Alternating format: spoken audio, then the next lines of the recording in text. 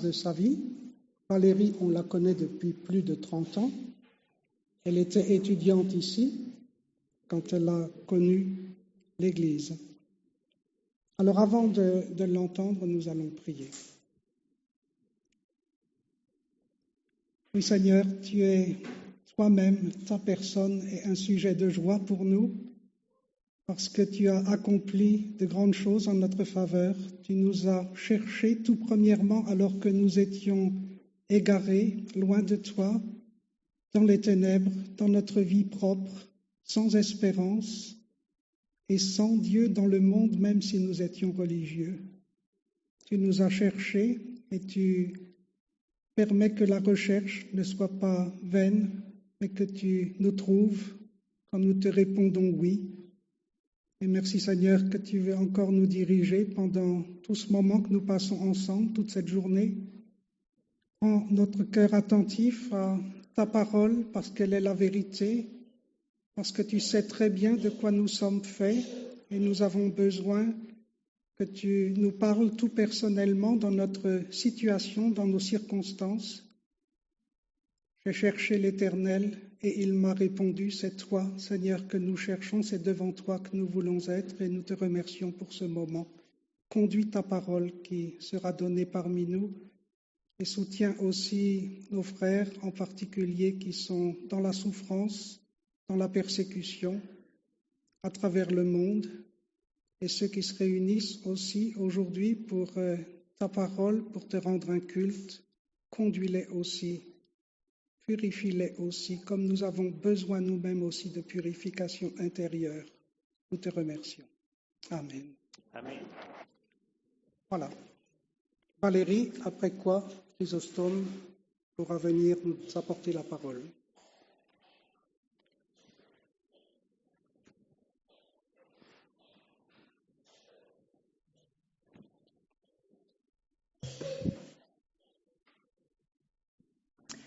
Bonjour à tous. Alors, il y en a qui me connaissent depuis longtemps, puisque comme disait Alain, je suis arrivée là il y a 30 ans. J'étais étudiante. Et par contre, je vois qu'il y a des nouveaux visages qui ne me connaissent pas. Je suis Valérie, mariée à Michael, avec 2 enfants, Eliakim et Abigail. Alors, je me suis convertie il y a longtemps. Je ne vais pas vous parler de ma conversion. Je vais vous parler de ce qui m'est arrivé je suis allée en Guyane avec mon mari. Donc le père de mon mari habite en Guyane. Il était veuf et mon mari avait à cœur de prendre soin de son père. Donc on est allé en Guyane avec les 2 enfants. La grande avait 3 ans, le petit avait 6 mois. Et on allait là-bas. On avait tout. On avait déjà un travail, on avait déjà une maison. Mais ça a été un peu la douche froide parce que quand on arrivait, il n'y avait rien du tout de ça. C'était que des paroles en fait, des promesses. Mais je ne veux pas m'étendre sur ça. Ce dont je veux parler, c'est de la bonté de l'Éternel. Et je vais zoomer sur un épisode. Et je pense au verset qui dit « Rien n'est impossible à Dieu » dans Luc 1, 37. Et un autre parallèle, y a-t-il quoi que ce soit de trop extraordinaire pour l'Éternel ? Dans Genèse 18, 14. Alors l'épisode dont je vais vous parler, je suis à Sinnamary, pour ceux qui connaissent la Guyane. On est dans un petit logement, on n'a pas de travail, on a juste les allocations, parce que moi j'étais en congé parental, et c'est la galère. C'est la galère.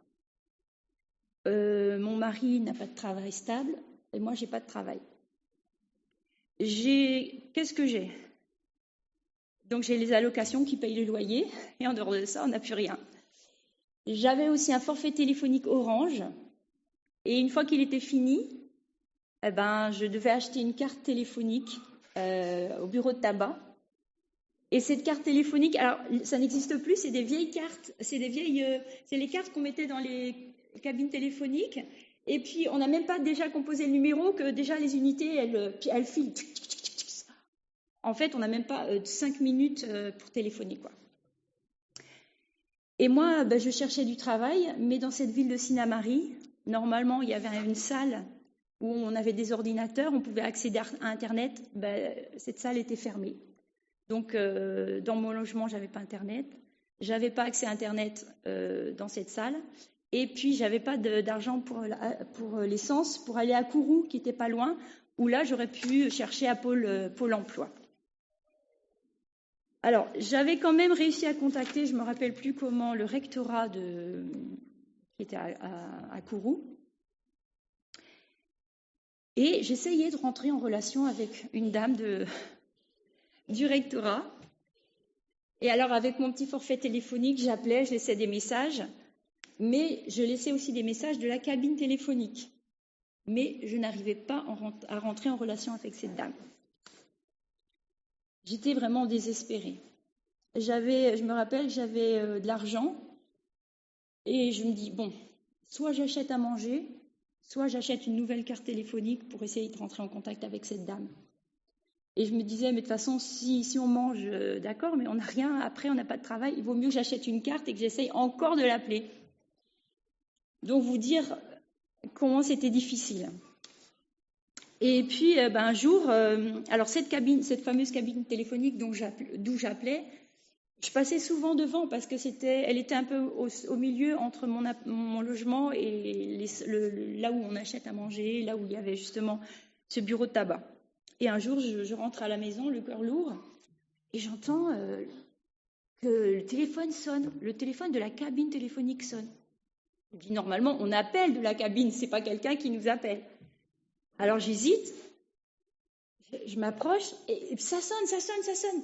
Je décroche. Allô, Madame Cornelius ? Oui, c'est moi. Et au bout du fil, c'était la dame du rectorat que j'essayais de contacter depuis au moins 15 jours, sinon plus, qui me dit, oui, Madame Cornelius, j'essaie de vous contacter pour vous proposer un poste. Et puis je lui explique qu'en fait, elle ne savait pas que le numéro où elle appelait, c'était une cabine téléphonique. Elle croyait que c'était chez moi. C'est pour ça qu'on n'arrivait jamais à rentrer en contact.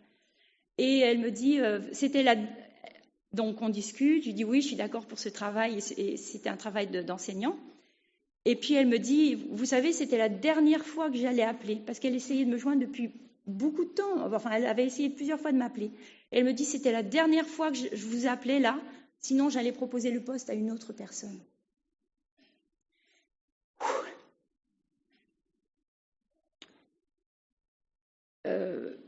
Moi, c'est un miracle, hein. Comment on peut imaginer qu'il y ait une cabine là et que justement au moment où je passe, la cabine sonne ? Pour moi, c'est un miracle. Et le Seigneur a vu notre détresse et il a été bon envers moi, bon envers ma famille. Et bon, donc ça, c'est un épisode parmi beaucoup d'autres où j'ai vu la main de Dieu. Parce qu'on était vraiment dans une détresse. Et avant ça, avant d'aller en Guyane, moi j'étais cadre, j'avais un bon salaire, mon compte en banque, il était bien garni, je m'inquiétais pas quoi. Je dépensais, je faisais les soldes, et voilà. Bon, j'étais célibataire, sans enfant, mais voilà, j'avais pas cette logique j'avais pas connu le manque. Ah ben, je veux m'acheter une robe, je l'achète quoi. Eh ben, ça a été la douche. Enfin, arriver en Guyane, c'était autre chose.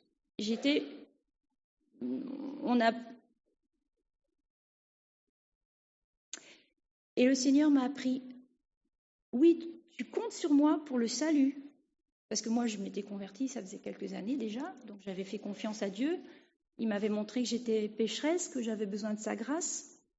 Mais je n'avais pas compris que dans le quotidien, Dieu pouvait m'aider aussi pour me trouver un logement, pour payer le logement, pour trouver de la nourriture. Et le Seigneur m'a montré que là, tu vois, tu n'es pas capable de te débrouiller toute seule, mais moi, je suis là pour te secourir, pour t'aider. C'est pour ça que je vois j'aime ce verset. Y a-t-il quoi que ce soit de trop extraordinaire pour l'Éternel ? Puis ça m'a mis un coup. Moi, j'étais cadre, hein. Je fonçais. Eh ben non, on peut se retrouver dans des situations qu'on n'a pas forcément voulu ou imaginé. On est faible, mais Dieu, il est là, à nos côtés. Et ça, je devais l'apprendre. Je devais l'apprendre que quand le malheureux crie, l'Éternel est là pour le secourir. Alors, excusez-moi, paf. Donc ça, c'était un petit épisode. Donc le Seigneur a permis que je trouve un travail, donc ça a été beaucoup mieux. Je passe quelques mois, peut-être un an, et je parle d'un autre sujet, le sujet du couple. Donc évidemment, dans des situations, dans des conditions comme ça, c'est pas facile la vie de couple. Et puis ça n'allait pas, donc ça n'allait pas. Je vais pas raconter tout parce que ce serait trop long. Et puis, mais un jour, je vois mon mari qui arrive. Il avait plus d'alliance. Il m'a rien dit. Et moi, j'ai deviné qu'il avait mis quelque part caché ou je sais pas quoi. Mais il me l'a pas dit. Il m'a dit, je l'ai perdu, mon œil. On peut pas perdre une alliance comme ça. J'ai su plusieurs années après qu'il avait jeté dans la rivière. On faisait chambre à part. On s'entendait pas du tout. Donc, on a commencé à mener notre vie chacun de notre côté. Moi à droite, moi à gauche, et lui à gauche. Et puis, j'étais assez vindicative, quoi. Donc, je lui dis, mais j'essayais de le changer, en fait. Donc, je m'emportais, je m'énervais, la colère et tout ça, fais ci, fais ça, voilà, je hurlais. Et je priais, Seigneur, change-le. Les trucs, les larmes et tout ça, les crises. Et un jour, après des mois de lutte, ou peut-être même des années, j'ai dit au Seigneur, écoute Seigneur, tu vois mon couple, ça va pas du tout. Je m'étais dit peut-être qu'il faut partir, il faut que je parte, moi je rentre avec les enfants ici, en métropole. Et j'étais quand même travaillée parce que la Bible dit dans Matthieu 19,6, ne séparez pas ce que Dieu a uni. Donc j'aime Dieu, je veux lui obéir, je veux respecter sa parole. Donc j'étais tiraillée entre ce que humainement on a envie de faire, partir, trouver une solution humaine, et l'obéissance à Dieu. Et l'obéissance à Dieu, ça coûte, quoi. C'est quoi cette histoire-là? Je peux pas, j'y arrive pas, on se détruit, ça va pas. Et j'ai dit à Dieu, écoute Dieu, franchement, j'ai essayé de changer mon mari, tu vois bien. Il m'écoute pas, il change pas, ça va pas, on s'entend pas. Mais je vais te faire confiance. Donc, j'ai décidé, j'ai dit à mon mari, tout ce que j'ai dit avant, j'oublie, je ne te quitte plus. J'ai décidé de pas te quitter, mais rien, c'est ça que je lui ai dit. Mais j'ai dit à Dieu, Dieu, tu vois la situation, moi je peux rien, j'ai essayé de changer les choses, ça ne marche pas. Donc Dieu intervient. Et Dieu a entendu ça. Dieu a entendu ça. Alors évidemment, c'était pas formidable dès le lendemain. Il a fallu encore beaucoup de temps, beaucoup de patience. Mais moi, j'avais plus cette idée de partir, de quitter, mais toujours de faire confiance à Dieu. Et Dieu a fait des miracles là aussi. Pas seulement dans le cœur de mon mari, surtout déjà dans mon cœur à moi, parce qu'il fallait que je réalise que ma colère ne servait à rien, ne pouvait pas aboutir à une construction de couple, ça ne pouvait pas servir, au contraire. Donc j'ai commencé à prier, Seigneur, change-moi déjà, change-moi. Je priais même plus pour ma mari, je priais pour moi, Seigneur, change-moi. Et le Seigneur a permis que petit à petit, le couple se reconstruise. Et je rends grâce à Dieu, parce que sinon, qu'est-ce que ça aurait été? J'aurais été à droite avec mes enfants, mon mari se serait retrouvé tout seul, quelle catastrophe. Et là encore, j'ai découvert la bonté de Dieu. Parce que Dieu a agi. Dieu a agi et il a réparé. On n'est plus l'un à côté de l'autre, on est à nouveau un couple. Et on n'est pas parfait, loin de là, c'est pas ça que je veux dire.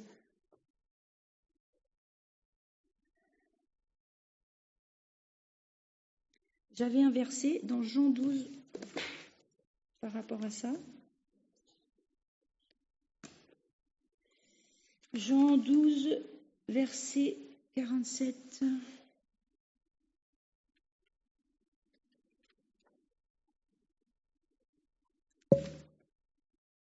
C'est Jésus qui dit « Car je ne suis pas venu pour juger le monde, mais pour sauver. » Parce que si Jésus était venu me juger, j'étais coupable. Mais il est venu sauver. Il est venu me sauver. Déjà, il est venu pour me montrer que ce n'est pas par ma propre force que je pouvais réparer mon couple.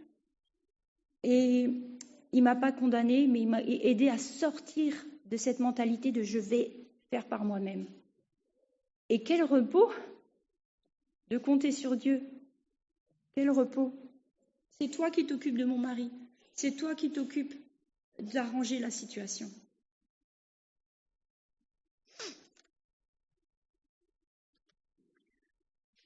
Donc là, je m'arrête sur ce sujet. Je passe plusieurs années. Nous revenons en métropole. Et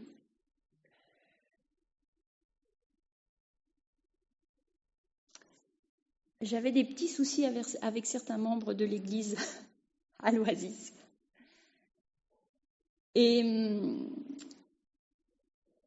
j'allais toujours à l'église. On était à Rouen puis à Paris. On était à Paris, on fréquentait l'église.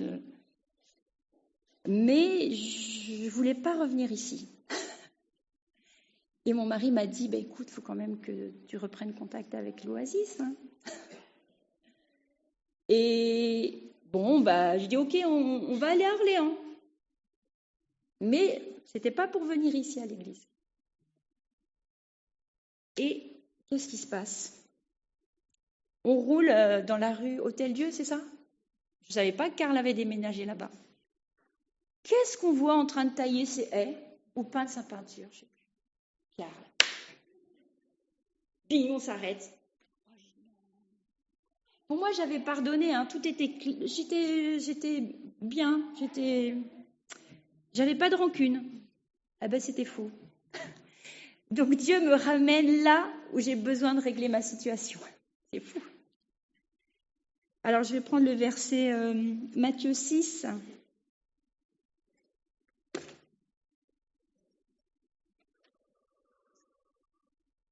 Ah oui. En effet, 6,14. En effet, si vous pardonnez aux autres leurs fautes, votre Père céleste vous pardonnera aussi. Mais si vous ne pardonnez pas aux autres, votre Père ne vous pardonnera pas non plus vos fautes. Donc je savais que je devais vraiment pardonner. Et le Seigneur, franchement, il savait que je devais venir ici, revenir ici, parler à certaines personnes, régler les situations. Et moi, j'en étais pas forcément consciente parce que je vous dis, je pensais que j'étais en règle, que j'avais aucune rancœur, mais c'est pas vrai. Donc le Seigneur qui a voulu non pas me juger mais me sauver m'a permis de rencontrer les personnes avec qui je devais parler. Et puis il a fait table rase. Et maintenant, je peux vraiment dire que j'ai pardonné. La preuve en est, c'est que depuis 5 ans, tous les ans, on vient au centre de loisirs. Je participe comme animatrice. Est-ce que vous croyez que ce serait possible si j'avais encore de la rancœur? Non, Dieu m'a permis de pardonner. Et je vais terminer par le psaume 100, verset 5.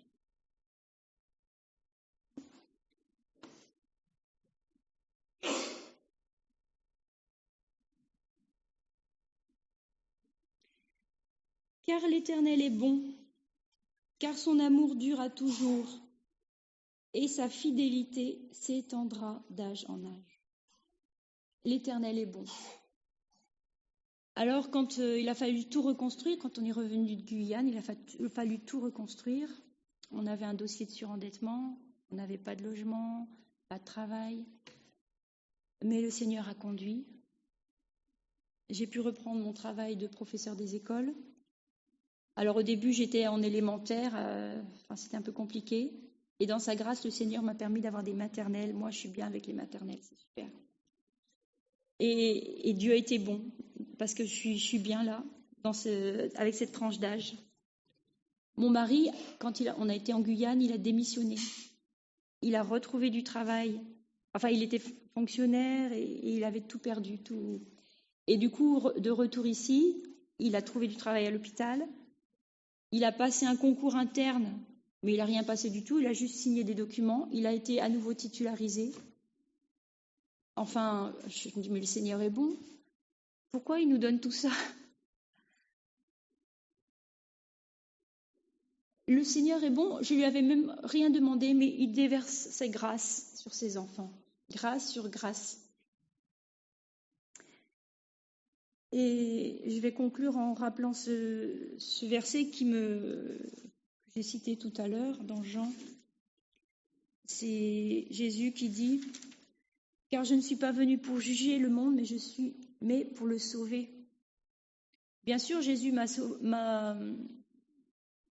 j'ai accepté Jésus-Christ quand je me suis convertie, mais j'avais encore beaucoup de choses à apprendre concernant Dieu. Que Dieu est bon. Et il n'a pas fini avec moi. Il veut encore me montrer il y a d'autres facettes de sa bonté que je ne connaissais pas. Et il veut me conduire dans une vie d'abondance. Si je n'avais pas pardonné, jamais j'aurais remis les pieds ici. Jamais j'aurais pu profiter du centre, de votre présence, parce que c'est là que j'ai quand même passé beaucoup de temps, plusieurs années, et je serais meurtrie dans mon cœur. Il a reconstruit mon couple.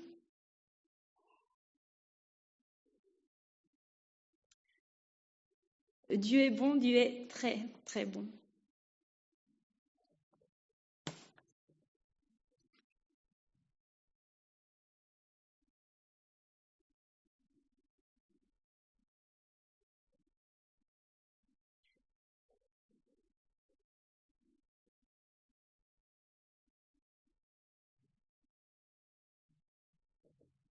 Bonjour à tous. Merci beaucoup Valérie pour ton témoignage. On connaît Valérie depuis des années, étudiant à l'Université d'Orléans, avec Armel, Louis-Marie et bon nombre d'étudiants sur le campus. Voilà un témoignage qui nous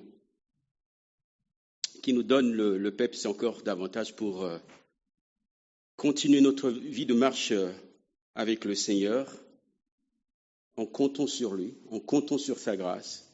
Et il a rappelé ces versets, les bontés de l'Éternel ne sont pas épuisées. C'est vrai. Elles se renouvellent chaque matin. C'est la